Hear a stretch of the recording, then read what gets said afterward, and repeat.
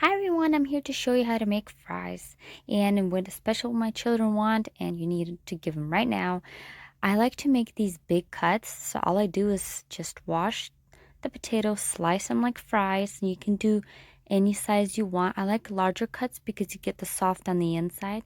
And then once your oil is heated, then you just want to throw in your potatoes. And then you just want to cook this over medium heat.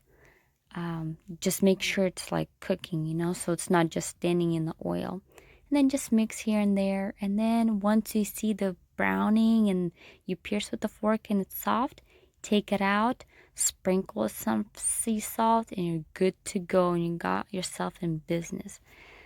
These are so good. I like bigger cuts because, you're not just eating some dried potatoes. So please like and subscribe and enjoy with ketchup. See you later.